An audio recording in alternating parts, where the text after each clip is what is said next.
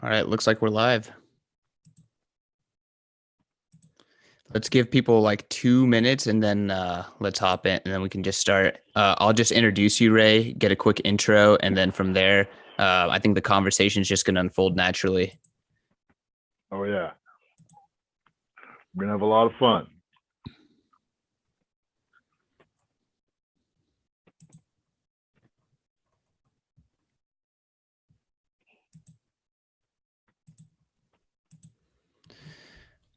Okay, let's just do it. Hopefully people started to jump in. To all the live stream viewers and to all our listeners, I'm extremely excited to bring fellow Egyptian and, just Bitcoin entrepreneur extraordinaire, Ray Youssef, to the podcast, the CEO and founder of Paxful, one of the largest P2P exchanges in the world. And, one of the companies that's probably not talked about enough, but they are truly a Bitcoin company and truly a company that is trying to make the world a better place with a fantastic, P2P focused Bitcoin product. Ray, welcome to the show. How's it going? It's going awesome. I've been looking forward to this day, gentlemen. Thank you so much for having me. Yeah, absolutely. Ray, so why don't we get started with you just telling a little bit about, your story and how you founded Paxful? It's your standard everyday immigrant story. My parents came from Egypt to America when I was 2 years old, landed in New York City, went through the entire routine, right? And I grew up working in my parents' newsstand on the street in New York City in Hell's Kitchen, Columbus Circle in the 80s and 90s. And for those of you that remember New York during that time, it was a rough place. The crack epidemic was going on. The police had not tamed the city yet. And I learned a lot. And all those lessons that I learned growing up, I mean, I couldn't be doing what I'm doing now without them. And I think the most important lesson it's given me is respect for people, for all people, especially respect for what's happening on the street, because that's where you meet real people living real lives. And it's because of that I respect humans, that I understand that what we're doing here with Bitcoin is all about serving people, not about the technology. It's not about all the cool things that we as libertarians and technology folks that we love and respect about Bitcoin. It's about serving humanity. And my co-founder and I, we met and we bonded over what Bitcoin could do. The original mission, as I see it, I can't speak for Satoshi Nakamoto, but I feel the original mission was to help the little guy, to help that person on the street, especially in places where it can have the most impact, like Africa, Latin America, Southeast Asia. Everyone talks about going to Mars. Well, Elon Musk can have Mars. We've got 6 billion humans right here on this invisible planet. And those are the people that we're here to serve. And I'm really impressed with what you guys have done building up this awesome community. So let's go at it, my friend. I could talk about myself forever. But first, before we begin, gentlemen, there's something we have to clear up. There have been some accusations on Twitter about me that have hurt me deeply, gentlemen, about my hairstyle, about this funky hairdo that I have. First of all, this thing just grows out of my head this way. I'm Egyptian, all right? It's genetic. Look, the hair fell out. You can see it's got this zigzag motion here. It's like, this is just the way it is, all right? Now that that's cleared up, let's go. Ray, that was an awesome intro. Can you kind of keep going and elaborate on maybe your upbringing and how that made you more predisposed to Bitcoin than the average person might be? Sure, man. So I'll tell you guys about my first job. So my parents worked in a newsstand right on Columbus Circle. It's a really posh happening area right now with Time Warner building and Jay-Z's penthouse. When I was there, it was a little different. We had, all the people visiting Rikers Island prison pulling up, and, it was a really rough area. My first job was a paper route. I would literally make the Sunday Times myself, and load it on this huge handle cart. It must have weighed like 500 pounds. I was an 8-year-old kid, but I was a big, fat, strong kid. And I would go around to all the hotels delivering papers, picking up the money. My father gave me a knife ring to defend myself from the crack addicts that were running around. But, all those experiences just taught me to respect just people and dealing with humans. And that's something that we in crypto, we have to get our arms more around. It's about humans, it's about serving the people. We have to get down on their level. We have to keep our ears to the street, and we have to just get comfortable working with humans, like the people that come to Paxful. And this is how our business really got started. It was those invisible people. Like our first user base was the unbanked in America, and they were mostly women. These people had no technical skills at all. I remember that first call I got. It was like 3 a.m. I was in a WeWork in Soho, and we couldn't even. Me and my co-founder were actually homeless at that point, so we convinced the guy working there to let us crash there the whole night. And I got a call from this frantic lady. She was screaming and yelling, "I'm down to my last $13. I need this Bitcoin." She didn't even know how to pronounce it. She didn't know what it was. She was on barely a smartphone, and she was very angry, very frustrated. Turns out she didn't have a bank account. She was a lady from the South. She'd be trying to get Bitcoin because the website where she made her livelihood lost their Visa and MasterCard merchant account, and all they could do was accept Bitcoin. So they put Bitcoin on their site. We accept Bitcoin. None of their users knew how to get Bitcoin. They couldn't go to Coinbase, right? Because they didn't have a bank account. So these people have been getting the runaround for hours, and finally they found my number on our website. And what did I do? I didn't hang up on them because they only wanted $5 of Bitcoin. I had to spend 2 hours talking to them. I actually talked to them. I listened to them. And that's how we got our start, because the only way we could actually get Bitcoin into these people's hands was through gift cards. This is the way they were used to working. And because we listened to them, we tailor-made, redid our entire product and website for these people, for the unbanked, for the non-technical people, for the normal humans. This is the first time that Bitcoin actually had a mainstream audience coming. And it was sad because everyone in Bitcoin just ignored these people. They just wanted to get them as far away from them as possible, but we embraced them. And because we did that, the unbanked of Africa and the world started coming to us as well, because we understood them. And it's just that simple. Because I was actually able to connect with this person and really understand her, that's why Paxful is here. We're 4 offices around the world, over 250 people, growing fast. We didn't take a dime from anyone. And I'm really proud of that. We all work so hard over here. And because we didn't take a dime from anyone, we can do some epic things like building 100 schools throughout Africa and the emerging world. Try to get that one past the VC. So one of the things that I find is extremely impressive and kind of high signal about Paxful in general is, unlike pretty much every other traditional Western-facing exchange that peaked their volume in 2017, Paxful, your volume has pretty much been going straight up. So despite price declines and volatility, that doesn't matter for your users. Your users are clearly very different than the typical Coinbase user. Can you kind of talk a little bit about that and how your users are using Bitcoin, and why is Paxful such an important part of their banking them or giving them financial services? It's a great question, and it really gets to the heart of what we're doing. So if you look at Bitcoin and the crypto scene right now, anywhere from 90 to 95, maybe 99% of the volume is all speculation. And that's what drives all these big exchanges, right? And speculation is always toxic. It destroys civilization. All you need to do is look at what happened in Wall Street in the 90s and watch, guys like Gordon Gekko and see that's how things operate. It's sad to me that we really haven't moved beyond that. But the truth is, it's going to take us a bit of time to do that, to build up the real utility and use cases. But because we focus on real utility, because we focus on real use cases, the demand doesn't go with the price of Bitcoin and the media, because there's people all over the world, these 6 billion humans of this invisible planet, they need help. And before I started Paxful, I had no idea the kind of help that people needed, because every country has financial problems. Here in the West, we value things like anonymity and ease of use, right? Cool.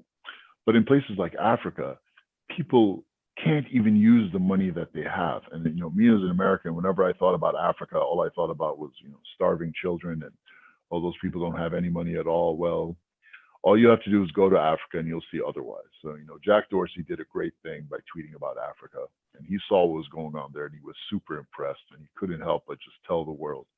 And that's beautiful. So we've been in Africa for 3 years. When we went over there 3 years ago, we saw all this. We saw the problems that people have with money. I'll give you guys tons of examples. Those examples are how we learn.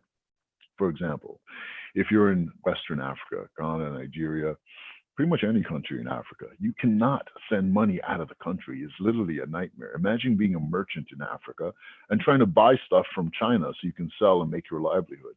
Someone there will have to go through 3 or 4 hops get to pay that bill in Shenzhen, China to buy those video games, right? They'll have to take their money, turn it into USD on the black market, somehow get it to Hong Kong to friends or family, and from there try to make the payment to China. You know, in certain countries in Africa, if you get a debit card from your bank account and you have plenty of money in the bank, you're limited to $100 a month on that card that you can spend online. Imagine if all the plastic in your wallet was limited to 100, like you couldn't even buy an Xbox, right? These are the challenges that people have to live with. Another example. So the example I gave you was just about remittance, or payments rather, like making payments. But look at e-commerce. If you're a merchant in Africa and you want to sell your stuff online, you can't, because you can't get a Visa and MasterCard merchant account unless you have an American or European bank account. What a lot of people will do is actually go to New York, start a corporation, open up a bank account, and hopefully get a merchant account. Most people cannot do that. But with Bitcoin and peer-to-peer finance, you can.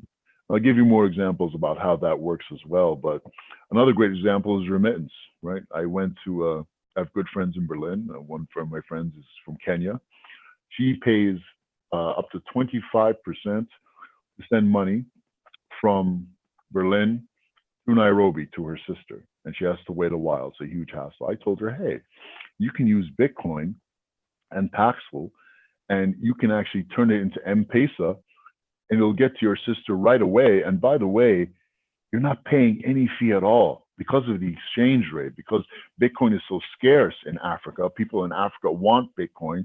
They're willing to pay you a premium. So not only are you not paying a fee, her sister actually got a bonus. I sent to her sister 1,000 euros, 100 euros worth of Bitcoin, and she got it immediately as Kenyan shillings on her M-Pesa within seconds, with a bonus of like 1% from a guy in Mombasa, another city in Kenya. That's the example of Bitcoin and what it can do. But it's not just Bitcoin here that is operative. It's peer-to-peer finance, because the blockchain by itself is not enough. Bitcoin is awesome. It's peer-to-peer electronic cash. It is a miracle, right? It truly is. It started all this. It brought us all together. But there's another miracle. And that miracle is the network of peers, the human layer that has grown up around the blockchain. And you'll find those people on Paxful. They'll go up there and they say, yeah, give me some Bitcoin, and I'll send M-Pesa or Alipay or PayPal or make a bank transfer to whoever you want. I use it all the time too, to send money to my wife in Europe or to pay bills here, because I don't have a bank account. Because of this second miracle, this human layer, we have all the components necessary to have peer-to-peer finance happen, to have humans help other humans solve their financial problems.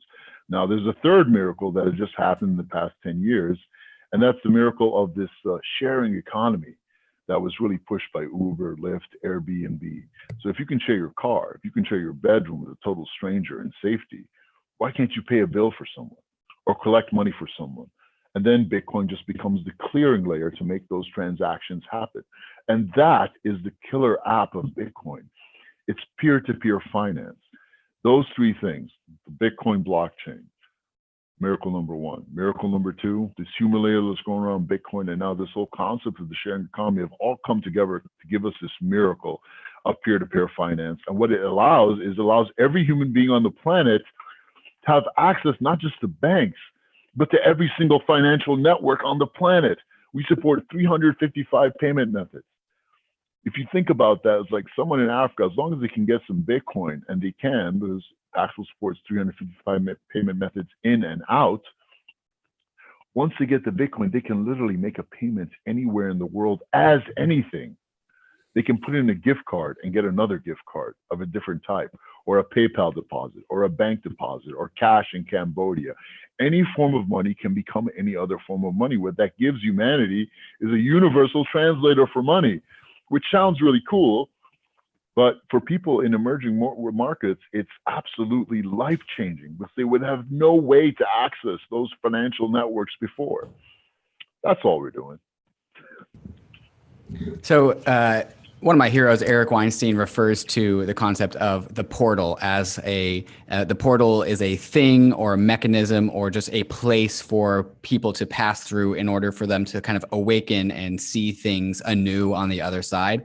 And I kind of see Bitcoin as a big portal for a whole number of different things, but specifically from what you just talked about, being able to send 100 euros instantaneously and then the receiver receive 101 euros worth of M-Pesa on the other side really like starts to illustrate how crazily inefficient the current money system is in the world, and what really happens when you are able to make a new substrate in the middle. And so when you say Paxful has how many, over 350 different like payment mechanisms to get onto Bitcoin, it's really Bitcoin as acting as like this center, like spider octopus tentacle thing that is reaching down and you know planting its reach into every single one of these different financial systems, and then all onboarding them into one single system, which really relates to what you were talking about, the social system, the social layer.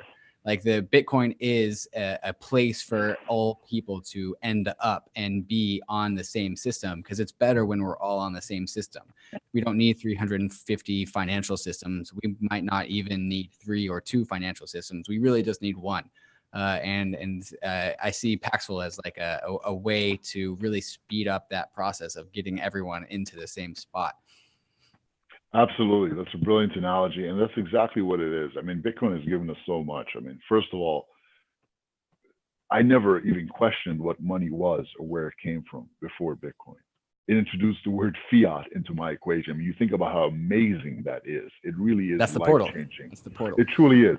That's one portal. But it's for us, it's, and I credit the African people for this. They have taught us what Bitcoin is truly good for. You know, we've kind of, in the beginning, everyone's like, yeah, I want to buy my coffee with Bitcoin. Actually, my first startup in Bitcoin was a retail POS for merchants.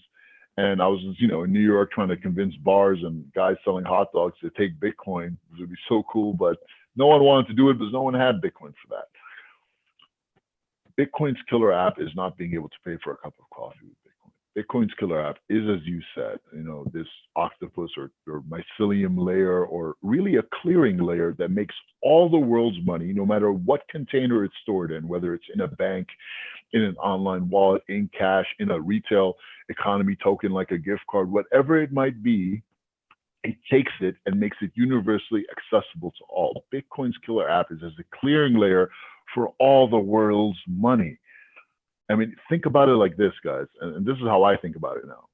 Imagine I told you, hey, you know, download my Messenger app. I just made a Messenger app. It's really cool, man. It's awesome. You can talk to anyone. Oh, but by the way, it only works 9 to 5 from Mondays to Fridays. Would you use my Messenger app? No one would use that, right? No one would. So why should our financial network, which is even more vital, be limited to the same way? It makes no sense. It's absolutely crazy. And now we're finally starting to see, wait a minute now, like we deserve so much better, and so much better is possible. And it's here. Bitcoin has enabled peer-to-peer finance. And the people of Africa, they really taught us this because, first of all, they have the need for this, right? And I just want to clear the air about Africa here. This took me a while to figure out as an American. Like, Africa has tremendous wealth, not just in the ground, but also in people's bank. Like, people have money there, they just can't use it. It's easier for someone in an emerging economy to get on a plane and transport their physical body somewhere else than there is for them to send money. You know, how crazy is that? So, Ray, a recent article that I read, and I'm sure that you've read it, it was by Matt Alberg, who's an analyst out of New York, but he claimed that he did a deep dive on Paxful and kind of, you know, he called different merchants up. He worked really hard on kind of analyzing what is actually happening and how are people actually using Bitcoin. Quick question: did you get a chance to read that piece about your company, or? I know that a lot of stuff is written. I loved it. Yeah, absolutely. Yeah, it was amazing. Matt really, like, he's exactly what this scene needs. Yeah. So I guess my question is, you know, he was talking about that paper in a interview he did with Marty Bent on TFTC, and he it seems what people really want is some sort of like dollarized token in order to, you know, take care of this stuff, and they're kind of just using Bitcoin as like the most liquid option to make that happen. I'm kind of curious what your thoughts are on that, and ultimately, you know, why is Bitcoin so important, and why not some other thing that's been invented like for this use case? He's absolutely right. He's absolutely right. And that's exactly what we're seeing. I mean, take a market like Venezuela. Like Venezuelan people don't want Bitcoin. They want stability. They want something that's stable and that they can access. They can't get US dollar accounts in Venezuela. Their next best option is Bitcoin, right? And same people in Africa as well. They just want to be able to transact freely in the world economy, to make payments, to sell things, to collect payments, to run their business, to transact value. Bitcoin in the structure of peer-to-peer finance allows them to do that. But you know, the real question here, I think what you're getting at is like comparing Bitcoin to something like Tether, this functionality, right? Tether in this case, or something that is stable but still digital, is actually superior because it's not volatile. You know, and the volatility of Bitcoin is really its biggest drawback, and that takes us again back to speculation. It's good for us here to get some foundations here on what the true use cases of Bitcoin are. This is something that, you know, takes us a while to figure out, but let's talk about the journey of Bitcoin, right? The story of what Bitcoin is and how it started. So 11 years ago, you know, it came out, wonderful. And then it started getting traction in the gray markets, right? I think the first transaction on the internet was $25 worth of weed, right? And probably it was the same thing with Bitcoin, right? And that's how all technology starts. It starts out in the gray areas. Fine. Now we've kind of moved away from that. You know, Bitcoin is still being used in a lot of great cases like gambling, sports betting, etc., pornography. Okay. But now we've moved on to the speculative use case, and that's where most of the volume is. And we're really in a danger zone right now. We truly are. People don't, I think, realize it right now, but the more the speculation continues, the more the volatility continues, the more people lose a lot of confidence in Bitcoin, especially in new markets. The other 5 use cases of Bitcoin are payments, e-commerce, remittance, and wealth preservation. And the magical 7th use case is social good. And we'll talk about that later. We're just started building our 3rd school in Africa, in Kenya, in Machakos County. And it's happening. We already have 2 schools in Kenya. We plan to build actually 6 schools this year as proof of the social good concept. Where we really have to focus as a scene is in those 4 core use cases: payments, remittance, wealth preservation, and e-commerce. And the only way we're going to do that is by, 1, knowing what the problems people are in each country, because every country is different. Look at Africa. M-Pesa, super successful in Kenya, right? They tried to launch in South Africa and they failed completely. In another African country, an African, you know, huge enterprise failed. Why? Because they didn't take the time to really learn about what people's problems were. But we in crypto are not going to make that mistake. We're going to figure this out. You know, we did a campus tour last year in Africa. We went to 8 different universities. We gave away 1 Bitcoin at each school. Not 1 Bitcoin to everyone, 1 Bitcoin divided amongst the students. We spoke to them and we learned a tremendous amount. And at the end of the day, it's all about education, guys. If you go to Africa and you ask someone about Bitcoin, it pains me to say it, but when I ask them, hey, you know, how many people here have been taken in a multi-level marketing scam, or know someone that has, half the room would raise their hand. How many people here have lost money in a Bitcoin mining scam? Half the room would raise their hand. How many people have lost money trying to day trade and invest in Bitcoin? Half the room would raise their hand. And despite that kind of negative press and experiences they've had with Bitcoin, because of speculation, right, they were still willing to learn and listen when I told them, hey, Bitcoin is actually good for something besides just investing in and playing with. You can use it as a means of exchange to access every single financial network on the planet. And if the arbitrage is right, you can start your own business, because then you can make profit. Make profit by creating value, by helping people solve their money problems. And it's absolutely amazing what we've seen. There's peoples in Africa right now on Paxful that have built their own little versions of Western Union and PayPal. on top of Paxful using Bitcoin, and it's absolutely transforming lives. Ray, one of my favorite Bitcoin stories is of this Afghani blog owner, or maybe the blog owner was from Britain or something, but she had an Afghani writer, his female writer, and the writer was just constantly abused and beaten by her husband, and she obviously wanted to leave because no one wants that. But she couldn't pay for, she couldn't support herself because, in Afghanistan and she doesn't have financial services because men hold the bank accounts. And so she was actually able to save up enough Bitcoin because the owner of the blog who was paying her to write started to pay her in Bitcoin. And over time, she was able to save up enough money to divorce her husband, take her kids, and move on with her life, which is a great story. Everyone who hears that story always can immediately empathize with why Bitcoin is cool and why permissionlessness is awesome. Are there any other stories like that you have that you know of that from your experiences at Paxful that you can share with us? We have a whole series of these stories. We call it vendor success stories, and it's just amazing. Like, you'll meet these young, for example, I went to Ghana, right? And I got off the plane. I went to my first Bitcoin meetup there. And this guy, his name was Phil, he came right up to me, shook my hand and said, "I've been dying to meet you." He's like, he told me his story.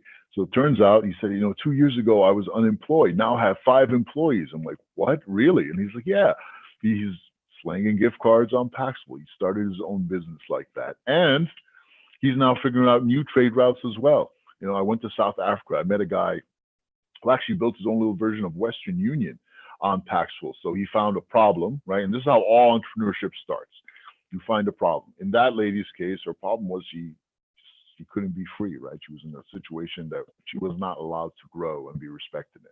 And Bitcoin helped her out of that. It's a beautiful story of entrepreneurship, right?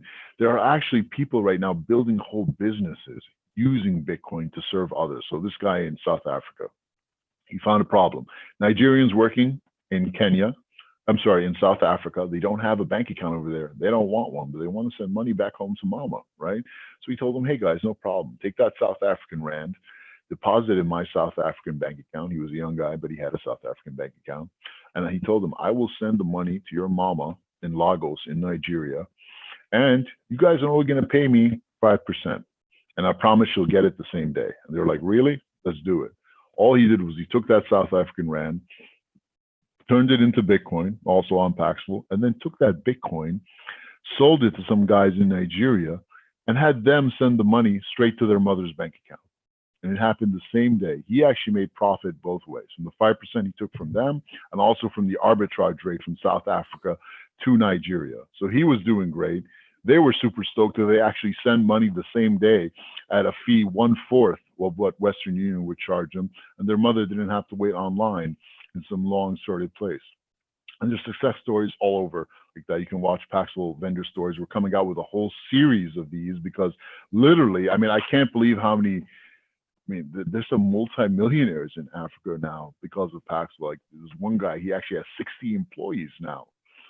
It's amazing. In Nigeria, the Nigerians especially are, I have to hand it to their business acumen. It's absolutely amazing. And one of the things I got a lot of heat for, all the Nigerian scammer jokes, like, why is Paxful messing in Nigeria? Well, the Nigerian people are amazing. And I believe Nigeria is the key to unlocking the wealth and potential of Africa. Why? Because they have amazing business acumen. It's the biggest economy in Africa. And Nigeria and South Africa combined are like $1 trillion economy. So we had to go through a lot. Nigeria was a very, very challenging market. PayPal wanted nothing to do with it. Coinbase wanted nothing to do with it, but we knew it was the future, no matter how hard it is. And we've got a lot of heat there, but it's absolutely worth it because Nigerian people are absolutely amazing. They have taken peer-to-peer finance and they have taught us so much about it and what Bitcoin is truly good for. All thanks to the African people for that, especially the peoples of Western Africa. Hats off to you guys. Ray, I'm kind of curious again, like, I think that this is, I'm repeating the second question, but a lot of critics of Bitcoin will criticize, it as being too volatile, being too slow, being too expensive. But I feel like a lot of those critics haven't fully been in the position to need to leverage Bitcoin or some other coin in a truly unbanked scenario where they're trying to move money in an alternative system. Can you kind of talk about like what about Bitcoin makes it such a useful tool for Paxful, for the people that you're serving? And then, are there any other coins that you would consider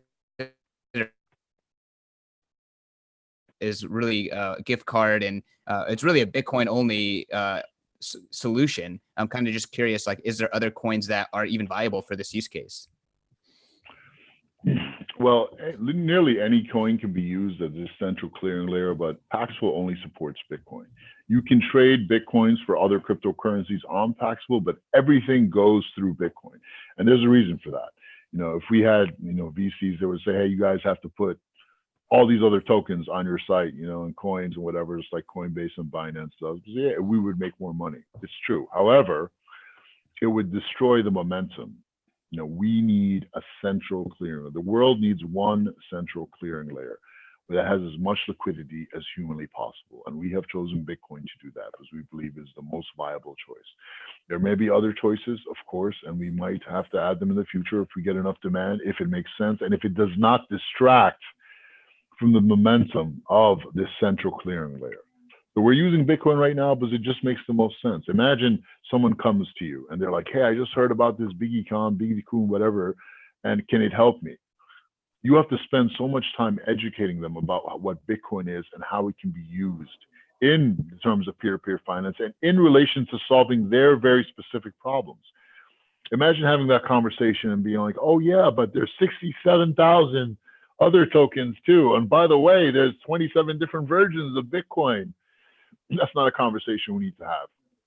Do this to accomplish this mission. We must be ultra focused as a scene, as a community, as a company, all of us. And the truth is, all those distractors about Bitcoin, they have a lot of points.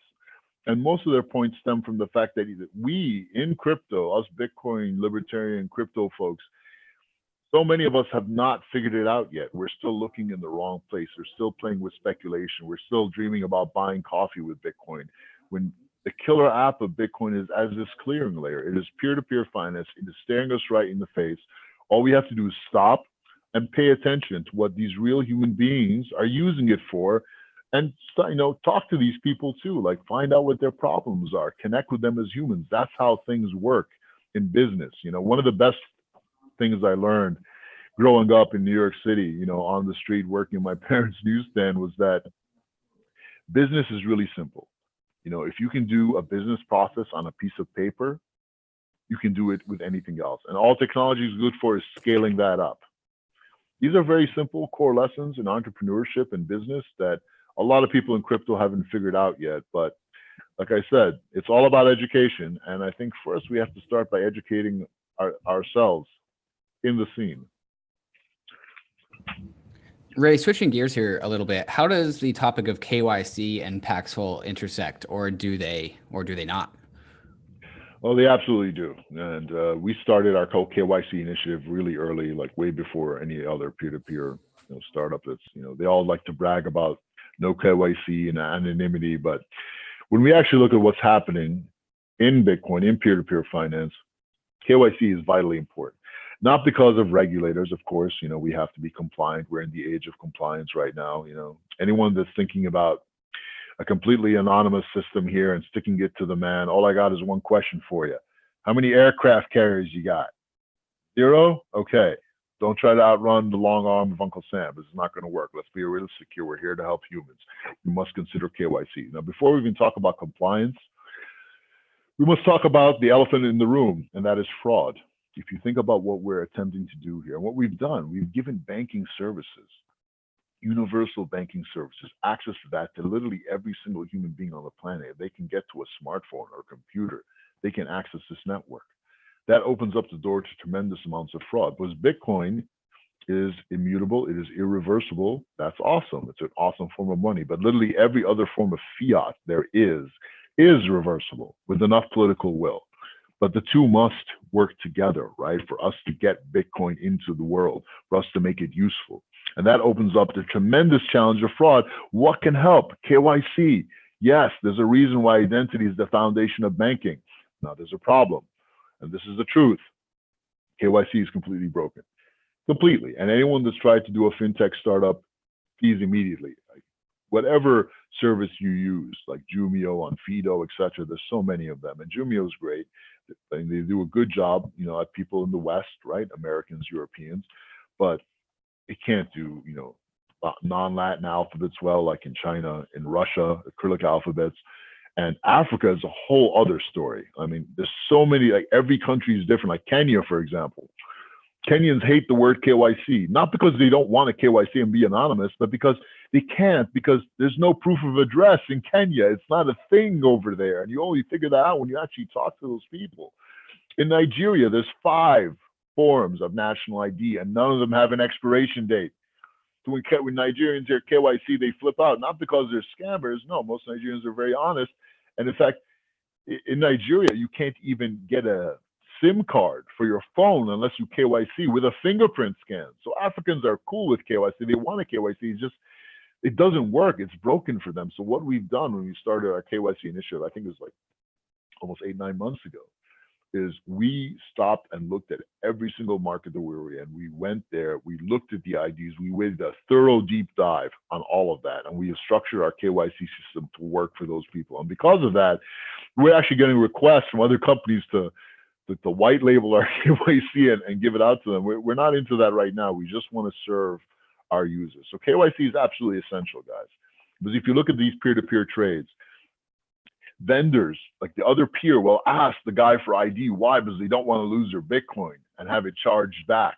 And that's the truth. You can scream about anonymity and all this, but if the peers are having to KYC each other, that means there's something broken. So we definitely need to get KYC right.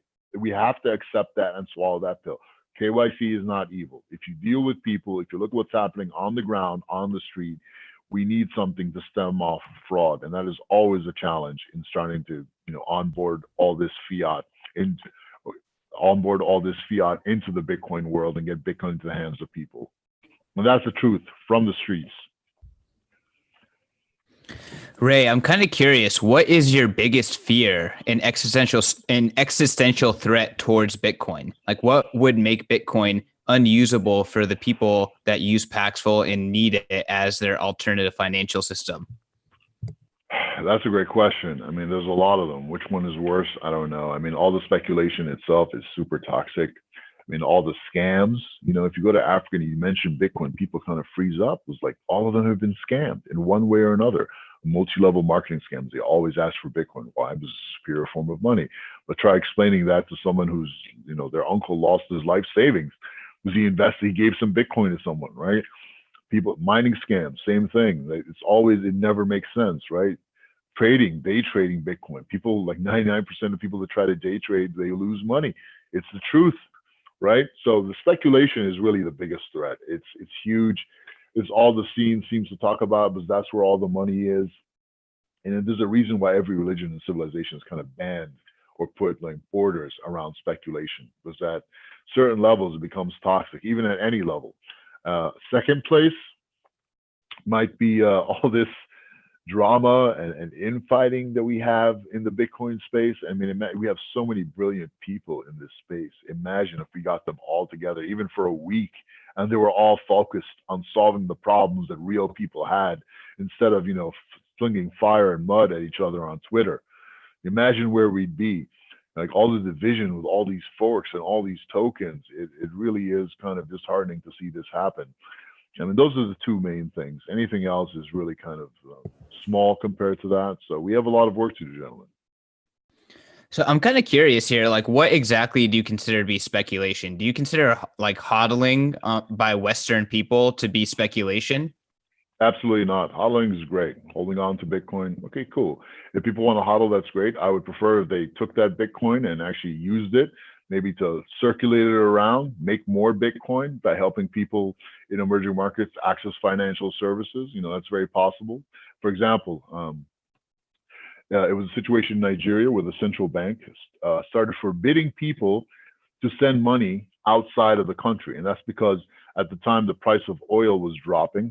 America was playing games with China and Russia, and the Nigerians suffered because of that, because they export a lot of oil. So they were running out of foreign currency. So the government said, hey, man, we're running out of euros and dollars. Don't send the euros or dollars out anymore. So what happened was all the entrepreneurs in the country that were, buying cars in America and Europe and sending them to Nigeria and selling them for, 30 or 300% sometimes, they couldn't do, their business stopped completely. And I was actually talking to these people on Paxful.com, and they were coming, they were asking, a lot of the times people come to Bitcoin and they don't know what to use it for. They just heard about it. Can this help me? My business stopped. I can't feed my family. What can I do?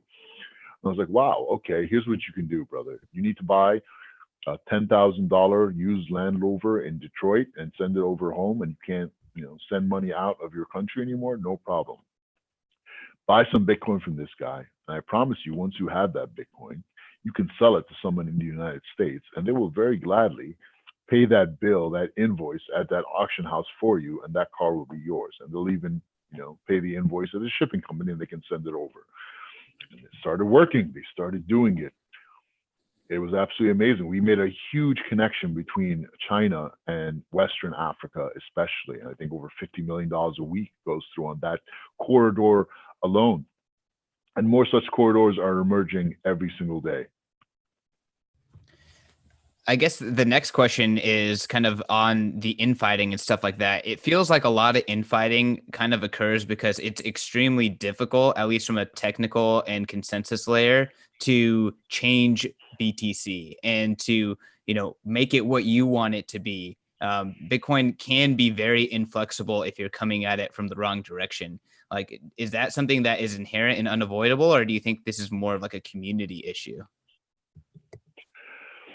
I mean, there's a lot of things we can talk about there, like Lightning Network and all these initiatives that are happening. I think it's very healthy that we're experimenting with all these new initiatives. I think that's awesome. And I think, it's capitalism at its finest. It's a free market. It's happening in crypto. Great. As long as we don't lose focus on this central clearing layer and making sure that it has as much momentum and liquidity as possible, we'll be okay.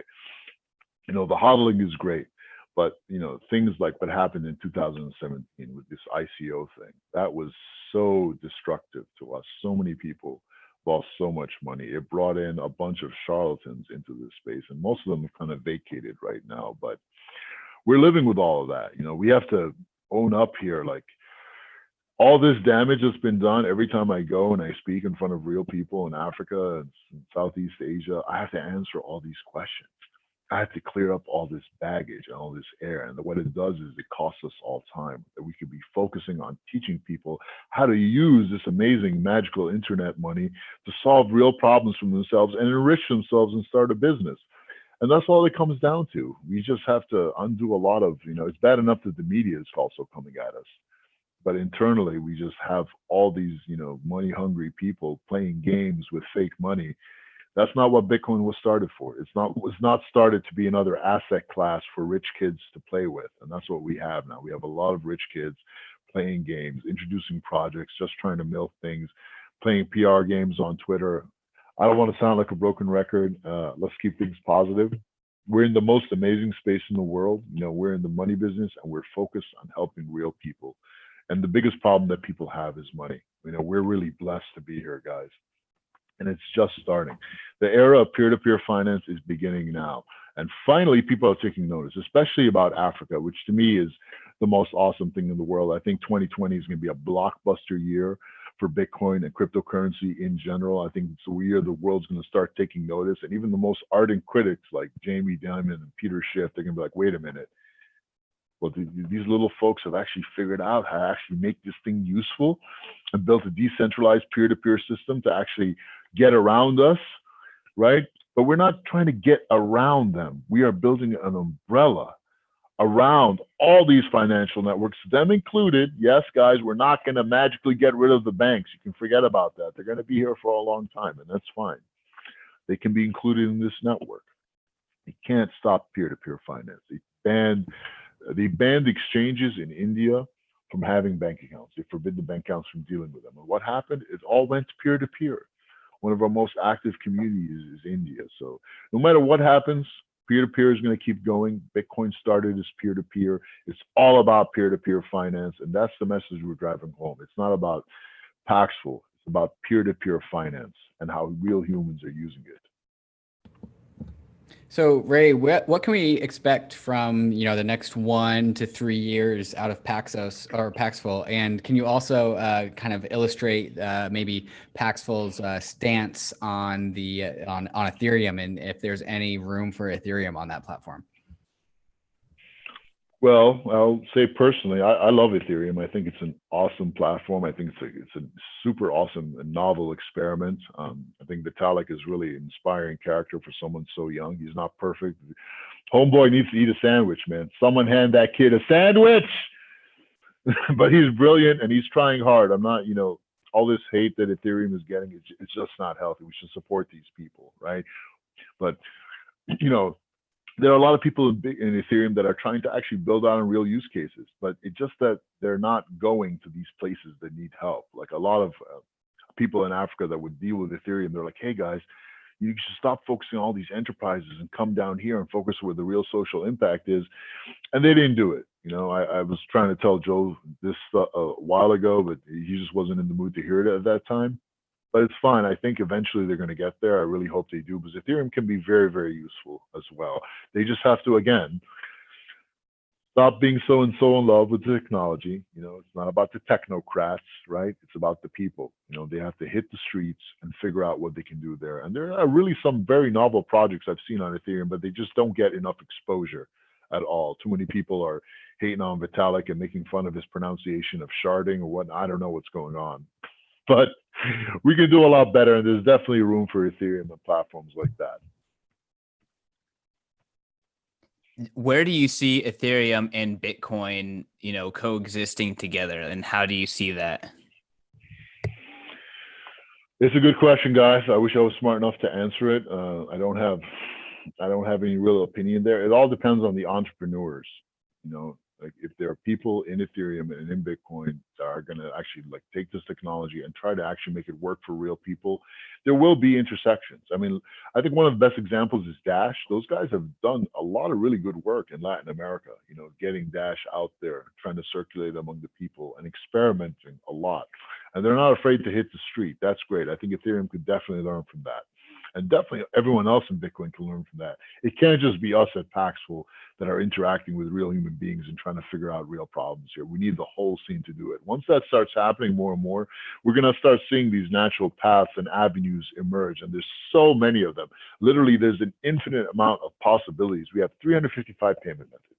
We have every country in the world connected to every other country in the world. Think about that, 123 countries times 123 countries times 355 payment methods times 355 payment methods. That's how many potential corridors there are for us to open up, and each of the use cases as well. So then times 4. It's almost as big as a number of possibilities as well, not quite as big as a Bitcoin hash, but it's plenty down a lot of opportunity for us to dive into.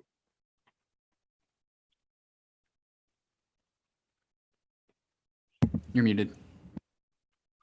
Sorry, Ray, I want to finish up with a classic question by Tim Ferriss. He likes to ask his guests, if you could have a billboard, what would it say? And assume that everyone in the world can see this billboard.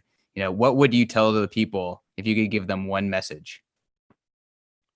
It's a great question. And the truth is, guys, I'm still trying to figure this out right now. We at Paxful are trying to, we have so many great people in our community, and our story is amazing. We just don't tell our story enough. We don't make a big enough deal out of all the things that we're doing, but we're going to get better at it. So if I had to narrow down our message into 2 words, it would really be opportunity and borderless, right? Think about it like that. Like, you now have the opportunity to have wealth, right? What we're really doing is we're creating wealth for people in the world, for normal people. And there's no borders now. There's nothing blocking them. They don't have to ask for permission, because they can literally access the entire world.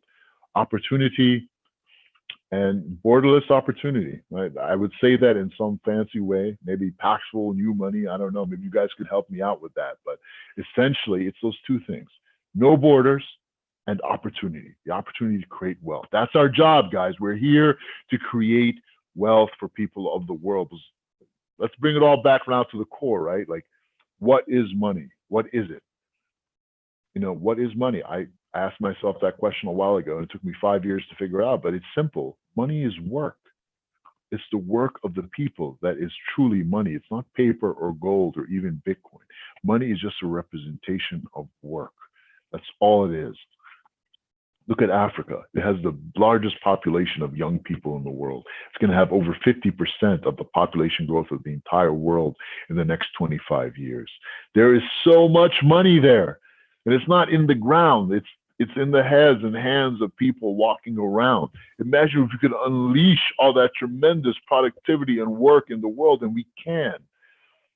We can. There's no borders anymore. Imagine the amount of wealth that's going to be created. If anything should put a smile on your face, it's that. It's all these young people in the world not, having to ask for permission anymore, not being stopped by any borders or red tape. Now they can have wealth. Now they can create their own business. Now they can employ their friends and family around them and take care of their own communities. What could be more beautiful than that? We're in the best business in the world, in the best time on the planet. Hallelujah.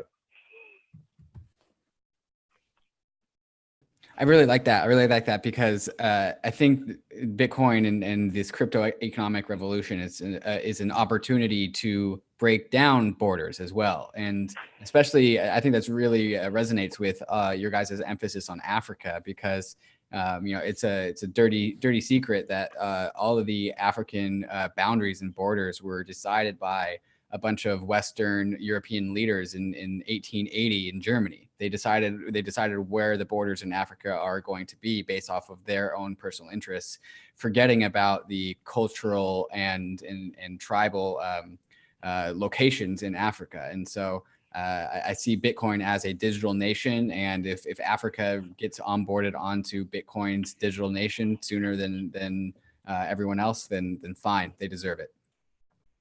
Absolutely. I mean, I learned so much from Africans in general and going to Africa. Like, for example, Nigeria is actually 4 countries in one, created by the British, right? The French still have financial dominion over 14 economies in Africa. They're all forced to use the franc. The African franc is about as African as the Federal Reserve is federal. I mean, it's a humongous scam that's happening here, and hardly anyone knows about it. I'm going to share this with you guys here. I don't know if I should do this. I might get in some trouble, but one of my missions, and I don't think it's going to happen this year, it's probably going to take a little while, is to kick the French out of Africa. I got nothing against French people. They're great. I love the pastries and all that. But what the French banks have done, just basically enslaving the peoples of Africa through financial control is one of the greatest crimes in human history, and it's happening right now. But there's actually things happening there right now. These 8 African economies are getting together, introducing this new form of money called eco. Whether it works or it doesn't matter. Because people there are now thinking and they're looking beyond the prison that they're in. And Bitcoin, believe me, is factoring into that equation. And I will be there myself in those countries, spreading this gospel and introducing all the amazing entrepreneurs of Africa to Bitcoin and peer-to-peer finance, because the best thing about this is that those people don't have to wait for those fat old aristocrats and government officials and politicians to make a decision. They can do things themselves now. We've given the world a tool that can reach anywhere with an internet connection. And as long as we educate people on how to use it, they're free. They're going to be wealthy. And that should make everyone smile. Amazing. Ray, thank you so much for coming on the podcast. This, I think, is without a doubt the most uplifting podcast we've done, and truly a unique perspective with someone who's on the ground. So thanks so much for giving us your time and getting on and sharing your story. Where can people find you, and who should be reaching out to you? Anyone should be reaching out to me, everyone, but especially if you're an entrepreneur, reach out to me. I'm a serial entrepreneur. I failed 11 times. In like the heart of my youth, I failed 11 times in my life, and I was homeless in New York. I'm no matter how much money I get, I ain't never leave the project. So I'm just a normal guy, guys, and I'm open to everyone. But if you're an entrepreneur and you're looking for a way to change your life, please seek me out. And if you want to join Paxful, please seek me out as well. This is really the most amazing company in the world. It's a super young company. We're learning a lot, but we know our heart is in the right place. Absolutely. We are good guys. We are not perfect, but we are trying so hard. Me and my co-founder, he's really a blessing sent by God.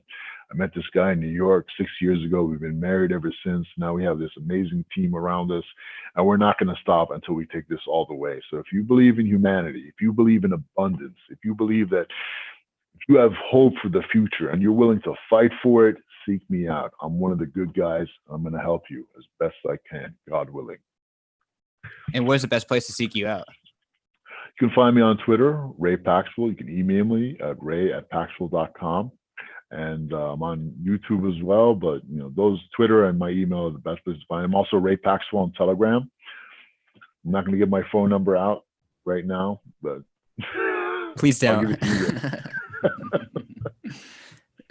Fantastic. Well, again, thank you so much, Ray. You guys can find the show on Twitter at POV CryptoPod. You can find me on Twitter at CK_snarks. David?